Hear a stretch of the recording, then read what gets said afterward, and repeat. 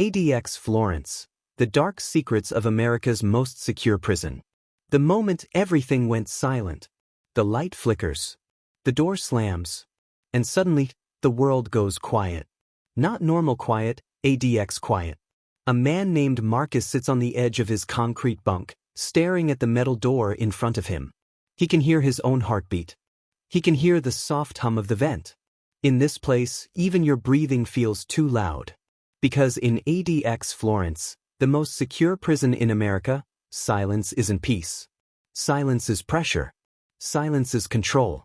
Silence is the first thing they take from you, and the last thing you get back.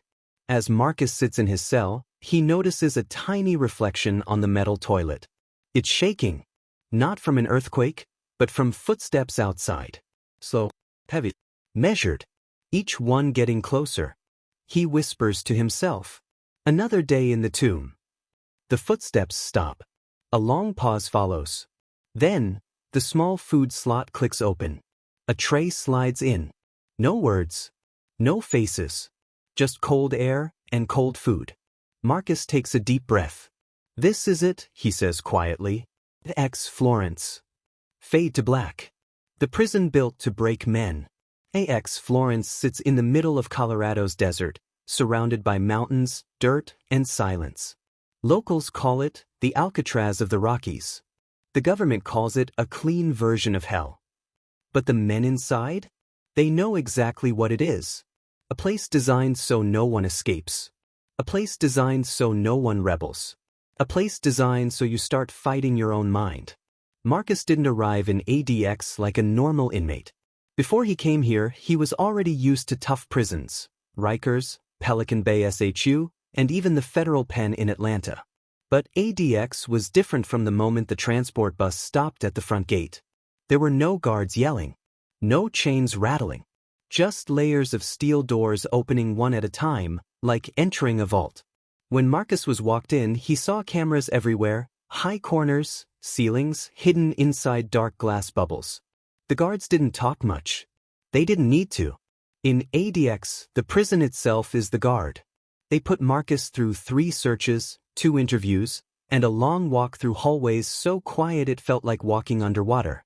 Then they opened his new home, a 7 by 12-foot concrete box.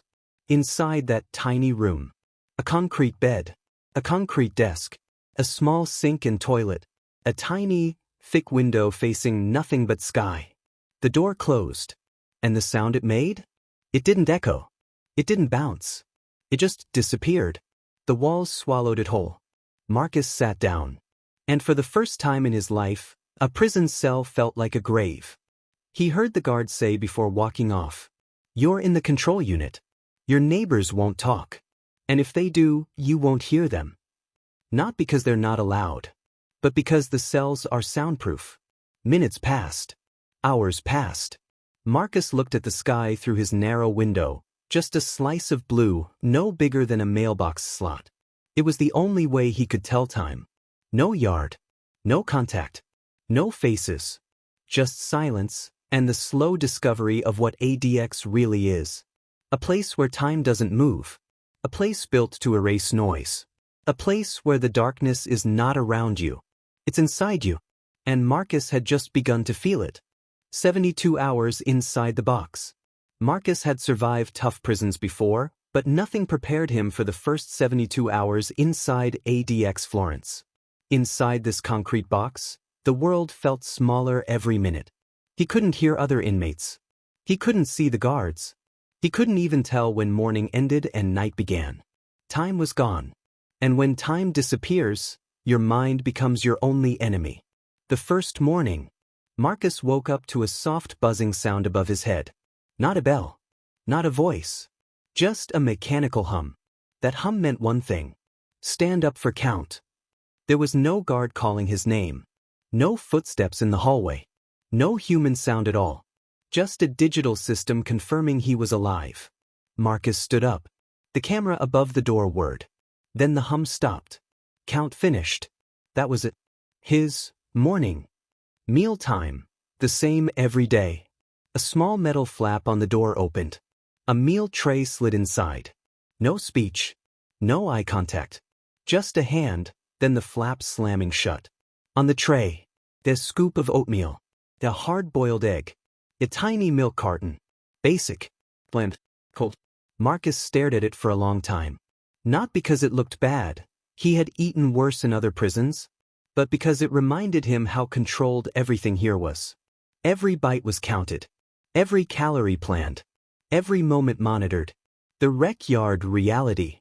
After 24 hours, they offered Marcus his first recreation time. Rec sounds like freedom. But in ADX Florence, recreation is a single-man concrete cage. A pit with walls so high you can't see anything except a thin line of sky. Marcus walked inside, looking up at the narrow strip of blue. No grass. No open field. No other inmates. Just him and silence. Even out here, the quiet was heavy. You couldn't talk to anyone because there was no one to talk to. He sat on the cold ground, staring at the sky, trying to remember what fresh air felt like. This yard was more like taking a break inside another cell. Night in the tomb. The nights were the hardest. In most prisons, nighttime is loud, shouting, metal beds shaking, arguments, guards walking past.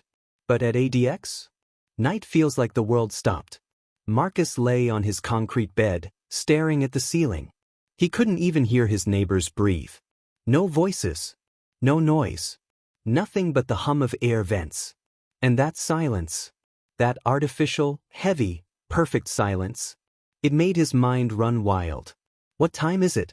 Is it morning yet? How long have I been here? Before ADX, Marcus feared other inmates. Now, alone in this box, he feared something else.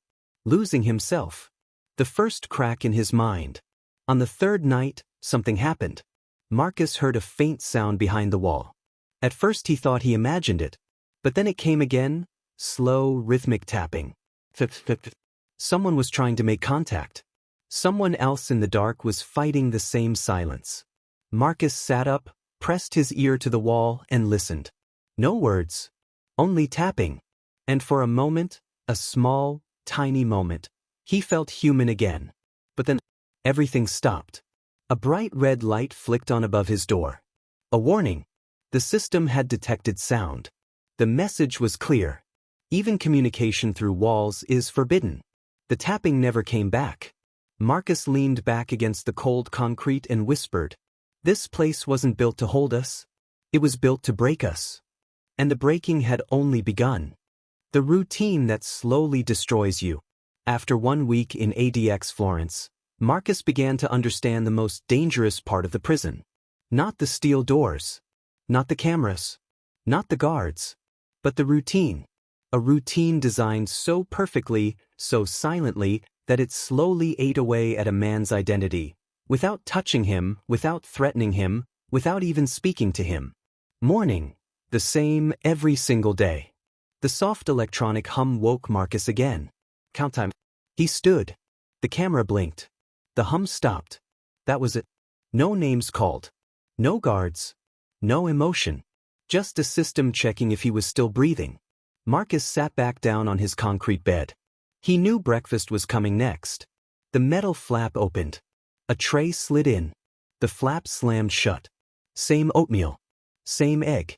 Same milk carton. He began eating slower each day, not because he wanted to savor it, but because stretching time made the day hurt less. The education program. A silent classroom.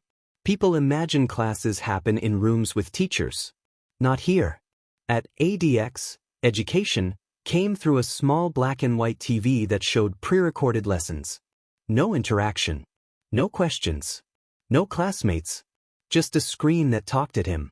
Marcus watched it because he had nothing else to do. Math lessons. History clips. Documentaries about wildlife. It felt strange, learning about lions in Africa while sitting in a concrete box. But sometimes he stared at those lions for a long time, thinking, at least they get to run. The psych checks.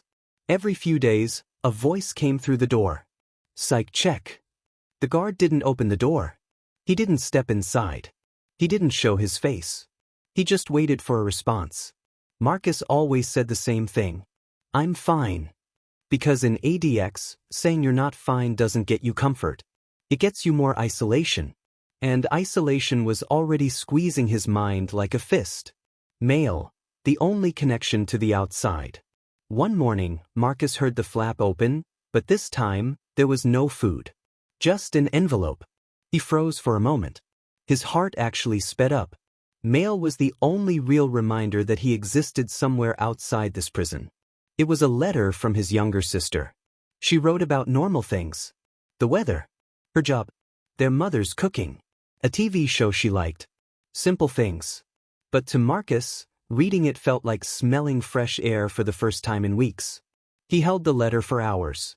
Not because of the words, but because the paper felt warm. Human. It reminded him he wasn't just inmate #45289083. He was still Marcus. At least for a moment. The walk to the shower. Shower time at ADX wasn't like other prisons. A guard came to the door. Shower. Marcus placed his hands through a small slot. Cold metal cuffs locked around his wrists. The door slid open, not swung, slid, silently. 2 guards stood in front of him with shields and vests. Not because Marcus was dangerous, but because every inmate here was treated like a threat. They walked him down a long hallway. No talking. No noise. Just the sound of chains moving with each step. The shower itself was a single-man cage, steel, cold, and locked. Marcus scrubbed quickly. He didn't enjoy it. He didn't relax. He just washed because it was the only time warm water touched his skin. Back to the cell. Door closed. Silence returned. The night that broke him a little more. That night, Marcus couldn't sleep. He stared at his small window, that thin slice of sky. He whispered, "I wonder if anyone out there even knows I'm alive." He didn't say it because he wanted pity. He said it because loneliness in ADX is like a shadow. It follows you, sits with you, breathes with you. He started rubbing his hands together, pacing in circles, tapping the wall. He was slipping. And the more the routine repeated, the more the silence worked on him. Marcus was beginning to understand the truth. ADX Florence is not a prison. It is a machine. A machine built to remove noise, remove contact, remove choices, and in the end, remove you. The men behind the walls. By Marcus' second week inside ADX Florence, he realized something important. Even though he couldn't see other inmates, he wasn't alone. Hidden behind the thick concrete walls were men who came from every kind of dangerous prison in America. Some were known for escape attempts. Some were known for violence in other facilities. And some were simply placed in ADX because they couldn't be controlled anywhere else. Marcus never saw them face to face. He never heard their voices clearly. But over time, he learned their presence. The neighbor who never slept. On Marcus' left was a man the guards called Red. Marcus never heard his real name. Red's cell was always lit. Marcus could tell because a faint glow leaked through the bottom of the wall. The light never went off, day or night. Red paced constantly, back and forth, never resting, never slowing. Sometimes when the prison was silent, Marcus could feel the vibration of Red's footsteps through the floor. Not loud. Just enough to remind him. Someone else was fighting their own mind, hour after hour. The man who talked to the sky. On Marcus' right was an inmate he never saw, but often heard, faintly. Not conversations. Not yelling. But whispering. The man talked to himself in soft, broken sentences. At first, Marcus thought the inmate was trying to communicate, so he put his ear to the wall. But the words weren't meant for him. They weren't meant for anyone. They were rambling thoughts, stories, fears, random memories, whispered into the void. Sometimes the man would say, "You're still here. You're still here." Marcus couldn't tell if he was trying to comfort himself or remind himself he hadn't disappeared. The legend in the unit. One day, Marcus got a new worker guard delivering his meal tray. The guard didn't talk, but he made one mistake. He held the flap open a few seconds longer than usual. Marcus asked quietly, "Who's in the unit?" The guard hesitated, then said in a low voice, "People you don't want to meet." That was it. But it told Marcus everything he needed to know. The unit was where the men with the highest notoriety were kept, individuals whose names made headlines, people who needed extra monitoring, people who had attempted escapes, people the media talked about. Marcus never saw them, but knowing they were just a hallway away made the place feel even heavier. The day the system froze. One afternoon, something unusual happened. No hum for count. No breakfast delivered on time. No guard footsteps in the hallway. Silence, but a different kind. A broken kind. The entire control system had glitched. For the first time since he arrived, Marcus heard something he had almost forgotten. Real human voices. Guards walking fast. Keys jingling. A radio buzzing. Someone calling instructions. For 10 minutes, ADX sounded like a normal prison. But then, suddenly, everything stopped again. The system rebooted. The usual mechanical hum returned. The routines synced back into place. And just like that, the noise disappeared again. Marcus sat on his bed and whispered, "This place doesn't just control you. It controls the world around you." The first human words. Later that night, something happened Marcus would never forget. As he lay in bed, staring at the ceiling, he heard a single voice from down the hallway. Not angry. Not loud. Just tired. The voice said, "Stay strong." That was it. 2 simple words. Marcus didn't know who said them. He didn't know which cell they came from. He didn't even know if the guards heard it. But in ADX Florence, where silence was king, those 2 words felt like someone had lit a match in total darkness. For the first time in days, Marcus felt a spark inside, small but real. Proof that humanity still existed in this place, even if hidden. Marcus lay back down, closed his eyes, and whispered to himself, "I'm still here." And little did he know, the darkest part of ADX had not even begun. The dark secret of control. Marcus thought he understood ADX Florence after 2 weeks. The silence. The isolation. The strict routine. The concrete walls that felt like they were slowly folding in. But he was wrong. There was something else here. Something bigger. Something he hadn't noticed yet. ADX Florence was not just a prison. It was a system of control, designed in ways most inmates never fully understood. And Marcus was about to discover one of its darkest secrets. The room with no name. One morning, Marcus heard something strange. A deep mechanical buzzing, not the usual hum for count. This one came from far down the hallway. And unlike most sounds in ADX, this one didn't stop. Guards moved quickly. Doors slammed. A command voice echoed. "Transfer, hold position." Marcus sat up immediately. Transfers almost never happened inside ADX. You didn't move units. You didn't switch cells.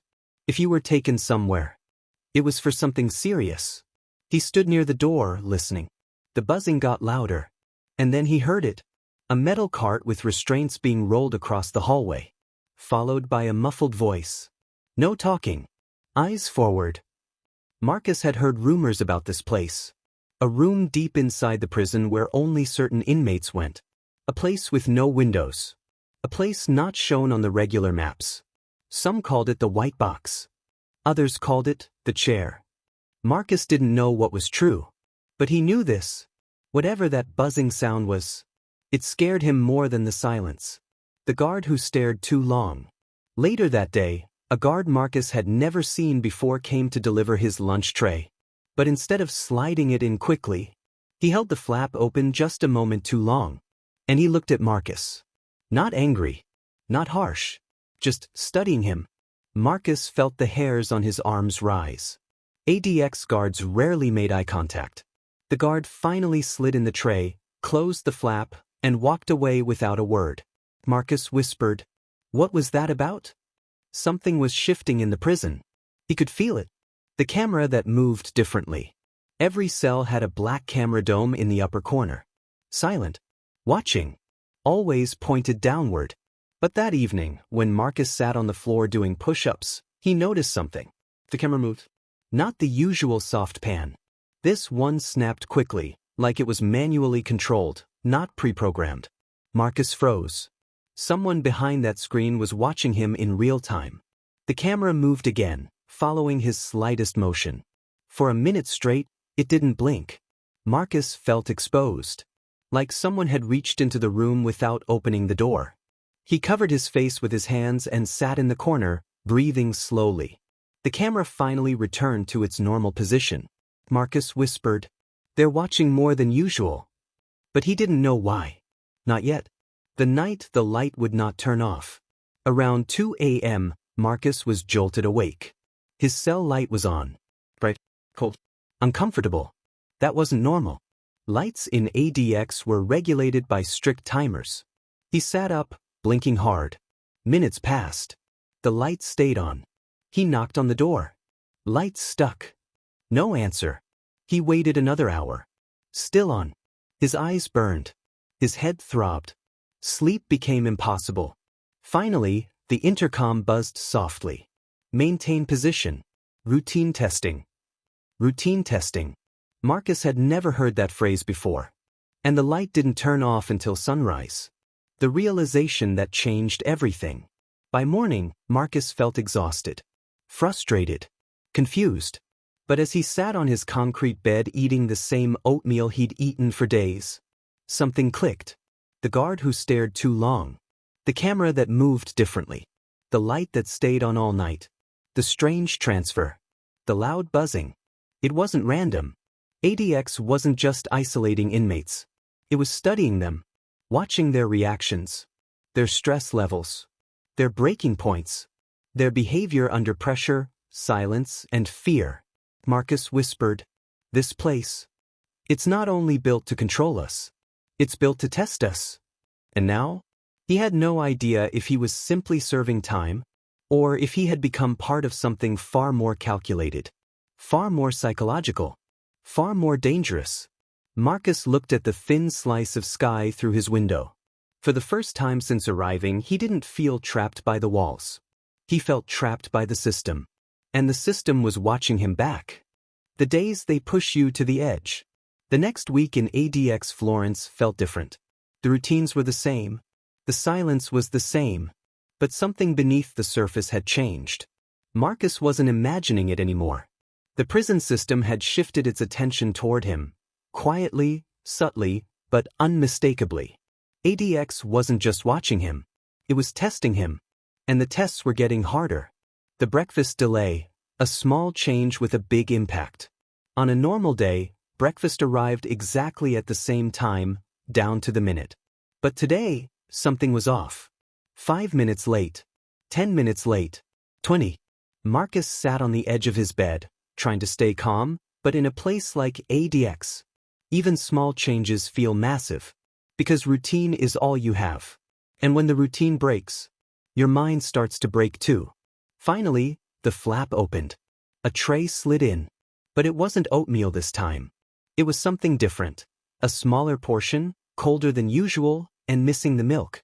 Marcus stared at it. But what's the point of this? He forced himself to eat anyway. But the message was clear. They were changing variables, just to watch how he reacted. The isolation within isolation. Later that day, recreation time came. But instead of the usual concrete exercise pen, the guard spoke through the flap. "No rec today. Remain in place." That was it. Marcus sat down slowly. This was the first time since he arrived that he'd been denied rec. And rec wasn't fun or freedom. It was the only moment he saw the sky from outside his cell. Removing it felt personal. Marcus paced in circles, trying to keep his mind calm and his breathing steady. But every step echoed louder in his head. He whispered, "They're tightening it, piece by piece." The random cell search. Hours later, without warning. The lock disengaged. The door slid open. Four officers in protective gear stood there. "Step it. Hands behind you." Marcus obeyed as they cuffed him and escorted him out of the cell. His heart raced, not because he feared harm, but because cell searches in ADX weren't normal events. They were strategic. They placed him in a small holding booth, glass walls, a metal stool, nowhere to hide. He couldn't see inside his cell, but he could hear everything. Metal scraping. Objects being moved. Items being checked. Every sound felt like they were taking apart pieces of his life. 20 minutes passed. 30. 40. Finally, the guards brought him back. The cell looked exactly the same. But Marcus knew better. Even if they didn't remove anything, they wanted him to know they had been there. To remind him he controlled nothing. Not his space. Not his comfort. Not his privacy. Not even his thoughts. The door that wouldn't open. That evening, Marcus prepared for his shower routine. He stood by the door, waiting for the slot to open. But nothing happened. Minutes passed. Then an hour. He called out. Shower time was scheduled. What's happening? No response. He waited longer. Still nothing. Finally, a voice came through the intercom, calm and robotic. Shower unavailable. Resume normal activity. Normal activity. Inside a concrete box. Marcus sat down on the bed, frustrated, confused, and tense. 2 routines broken in one day. 2 comfort zones removed. 2 psychological hits. And both delivered without explanation. The hidden observation. That night, Marcus sat in the corner of his cell, his back against the cold wall. The camera in the corner of the ceiling silently moved. Not panning slowly like before, but tracking him. Precisely. Deliberately. Unbroken. Marcus stared back at it. And for a moment, just one, the camera stopped. Frozen. As if someone was staring at him directly through it. Marcus whispered, "What do you want from me?" There was no answer. But the silence felt heavier than usual, like someone was watching, waiting for the next crack, the next reaction. The next weakness. The strongest men break here. But how? Marcus lay on his bed and closed his eyes. He remembered stories he'd heard before coming to ADX. Men who could fight 5 officers at once. Men who survived riots. Men who spent years in violent prisons across the country. In this silent, controlled, scientific environment, those same men folded. Not from physical force. Not from threats. Not from pain. But from something much simpler. Pressure. Silent. Constant. Unpredictable pressure. The kind that squeezes your mind until your thoughts get tangled. Marcus whispered to himself, "I can't let them get inside my head. Not like that. Not yet." He didn't know it then. But ADX was only warming up. The real test, the one every inmate fears, was still waiting for him. And when it arrived, Marcus would face the moment that changes every man inside ADX. The event that changes every inmate. For weeks, ADX Florence had pushed Marcus quietly, slowly, almost invisibly. But now, the pressure was about to become something else entirely. Every man in ADX reaches a moment. A turning point. A moment where the prison shows its true power. For Marcus, that moment came on a day that started like any other. And ended with something he would never forget. The strange quiet in the hallway. That morning, Marcus woke up expecting the soft electronic hum for count. But it didn't come. No hum. No camera click. No tray flap. Just stillness. A different stillness. Marcus sat up slowly. Tex was always silent, but this was something else. This silence felt intentional, like the whole prison was holding its breath. After a few minutes, he heard something unusual. Footsteps. Multiple footsteps. Moving together. That never happened here. It sounded like several officers walking down the hallway, slow, controlled, steady. Marcus stood near the door, listening carefully. Suddenly, they stopped right outside his cell. A long pause followed. Then a voice, calm and formal. "Inmate, prepare yourself." Marcus froze. No one said those words unless something serious was about to happen. The door that opened without a command. For the first time since Marcus arrived. The lock disengaged. The heavy door slid open completely. 5 officers stood there. All wearing protective vests. All with blank, unreadable faces. The lead officer spoke. "You are being evaluated. Step forward. Remain calm." Marcus's heart began racing. He wasn't on discipline. He hadn't broken any rules. He hadn't asked for a hearing. So why an evaluation? He stepped forward slowly, hands out, ready to be cuffed. The cuffs tightened around his wrists. 2 officers took his arms. Another walked behind him. 1 walked in front. A full escort. That level of security was only used for inmates they wanted complete control over. Marcus thought, "Where are they taking me?" But they didn't answer. Because they didn't want him thinking about the place. They wanted him feeling it. The walk through the unseen parts of ADX. The officers led him into a hallway he had never seen before. It was colder, brighter, silent in a different way, the kind of silence that feels forced. Marcus counted every turn in his head. Straight. Right again. He was deep inside ADX now, past the normal units, past the rec cages, past the medical rooms. Then they stopped at a metal door with no label. No number. No sign. Nothing. Just a blank steel door. The officer in front tapped a code into the keypad. The door opened with a slow metallic hiss. Marcus took a deep breath. Whatever was behind that door, he didn't feel ready for it. The room with the bright white light. Inside was a small square room. White walls. White ceiling. A single metal chair bolted to the floor. And no windows. Marcus felt the air shift, cold and controlled. This was the room he'd heard rumors about. The one inmates whispered about in broken sentences. Some called it the program room. Others called it the box inside the box. But whatever its real name was, one thing was certain. Nobody left this room unchanged. The officer pointed to the chair. "Sit." Marcus sat slowly. The cuffs stayed on. The officers stepped out. And the door closed behind them. The silence that felt like a weapon. Marcus waited. 5 minutes. 10 minutes. Maybe more. Nothing happened. No voices. No lights flickering. No questions. Just silence. A silence so heavy it felt like it was pressing on his chest. Marcus looked around the room. There was no camera dome like in the cell. But he knew they were watching. Not one camera. Multiple. Hidden behind the walls. Maybe the ceiling. Maybe the light itself. They weren't testing behavior now. They were testing reaction. How he sat. How he breathed. How long it took before the room changed him. Marcus whispered, "Stay calm. Stay calm." But the silence kept sinking into him. His heartbeat grew louder. His breathing quicker. He tapped his foot, then stopped. Even that tiny sound felt too loud. He clenched his fists to keep them from shaking. A faint click echoed behind the wall. Marcus looked up sharply. The door didn't open. The lights didn't change. But something had started. He felt it. And whatever they were about to do next, every inmate who had been in this room before him would tell you the same thing. This is where ADX Florence starts to bend your mind. The test of the white room. Marcus sat in the center of the small white room, cuffed to the bolted chair, breathing shallow but steady.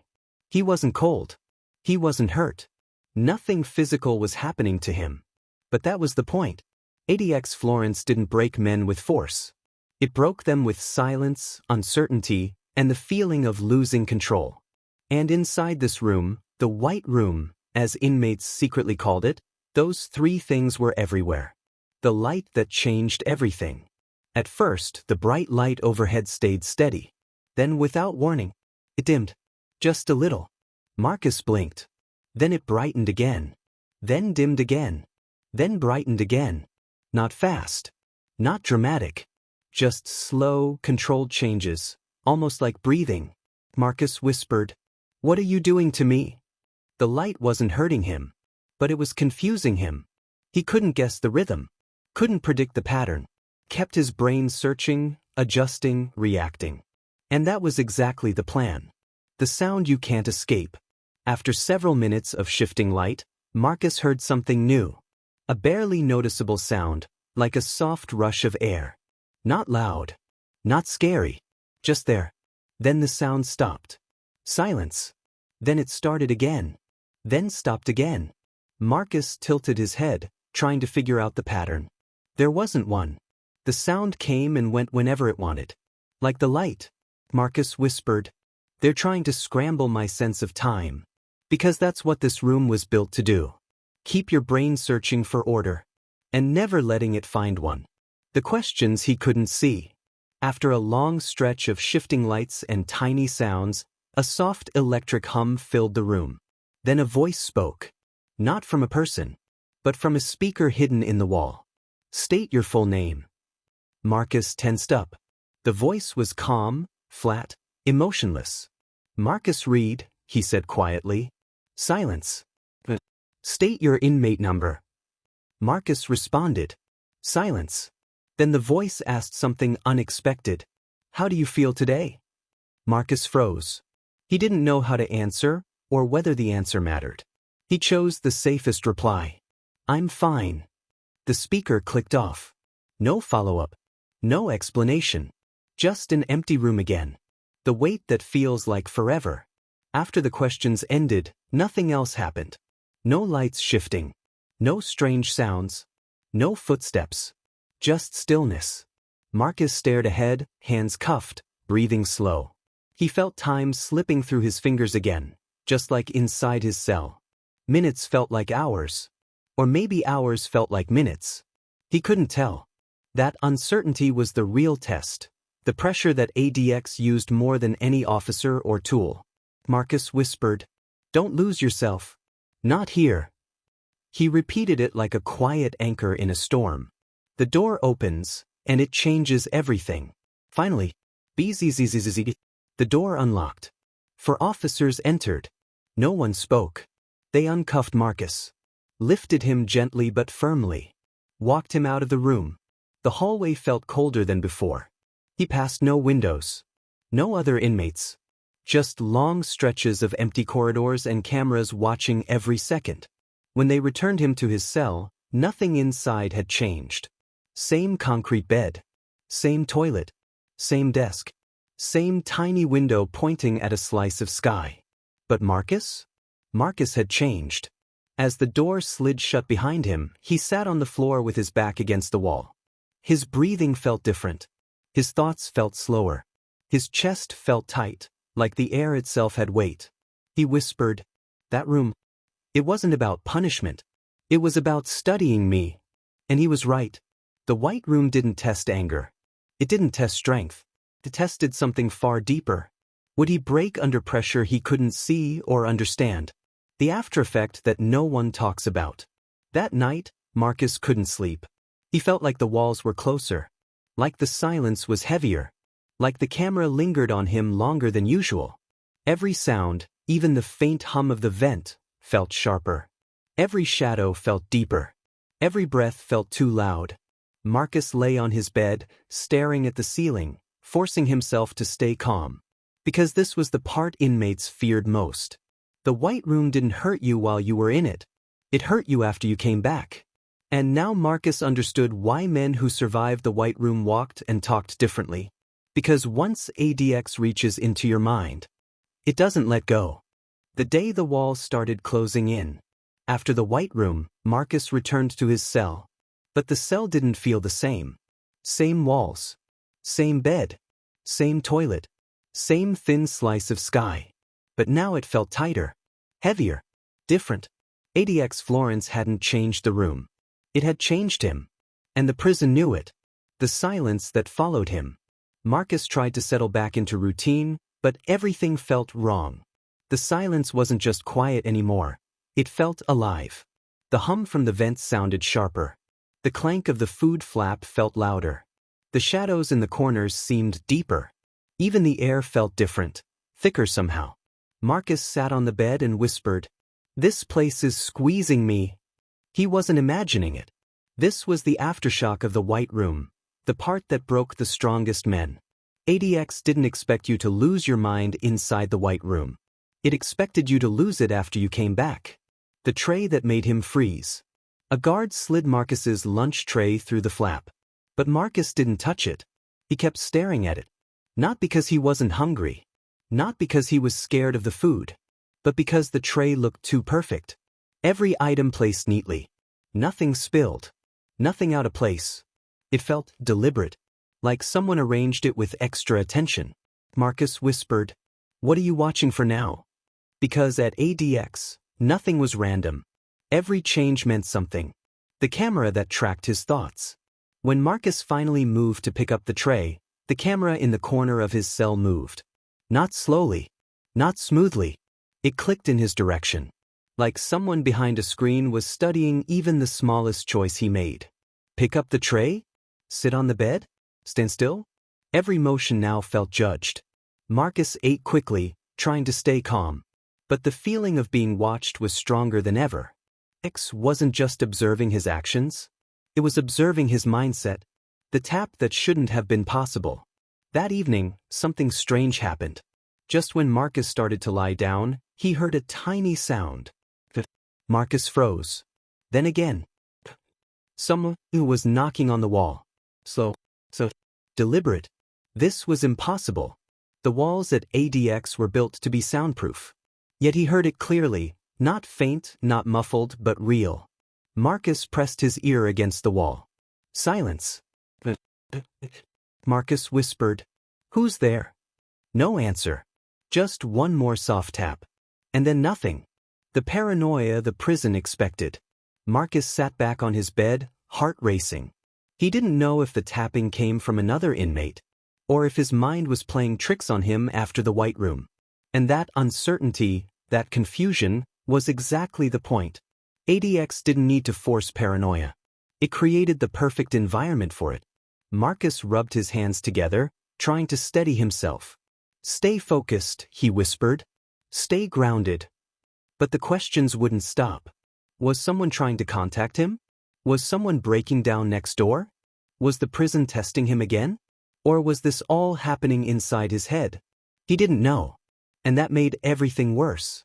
The night that refused to end. Marcus lay down in the darkness. But this night felt different, longer, heavier. Time moved strangely. Minutes dragged. Hours blurred. He stared at the ceiling, unable to sleep. Every time he closed his eyes, he saw the White Room again. The shifting lights. The sudden questions. The heavy silence. He opened his eyes again. The camera was pointed directly at him. He whispered, "What do you want from me?" The silence felt like an answer. The realization that terrified him. As morning approached, or what he thought was morning, Marcus sat up on his bed. His mind was racing. His chest felt tight. His thoughts were tangled. He whispered something he had never said out loud before. "I think I'm starting to break." Not physically. Not violently. But mentally, slowly, quietly, in the exact way ADX was designed to do. And the scariest part? He still didn't know if the prison wanted him to break, or if it wanted to see how long he could resist. Marcus closed his eyes and took a deep breath, trying to hold himself together. He didn't know it yet, but what came next would be the most intense moment since he arrived. Because the prison was not done with him. Not even close. What ADX Florence really takes from you. The sky outside Marcus's tiny window slowly turned from blue, to gray, to black, just like every day before it. But this time, as he stared at that narrow slice of light, he finally understood the truth. ADX Florence doesn't break you with force. It breaks you with silence. It doesn't take your freedom, that was already gone when you arrived. Take something deeper. Your sense of time. Your connection to people. Your confidence in your own thoughts. Your understanding of what is real and what isn't. Because inside ADX, the walls don't close in overnight. They move slowly, quietly, invisibly, until one day you wake up and realize you haven't heard another human voice in weeks. You haven't seen another inmate in months. You haven't felt fresh air without a cage in years. And you haven't had a moment that felt truly yours since the day you walked through those steel gates. Marcus lay on his bed, staring at the ceiling, listening to the soft mechanical hum that controlled his world. The same hum he'd heard every morning. The same hum that counted him. The same hum that watched him.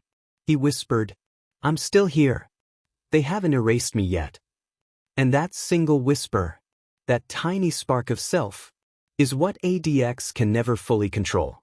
Because no matter how deep the isolation goes, no matter how heavy the silence becomes, no matter how tight the system squeezes, inside every cell, there is still a human being fighting to hold onto their identity. Marcus understood now. ADX Florence isn't just America's most secure prison. It is a place where your strongest battle happens inside your own mind. But as long as he could whisper those 3 words, "I'm still here," then the concrete, the cameras, the routines, the silence, none of it had one.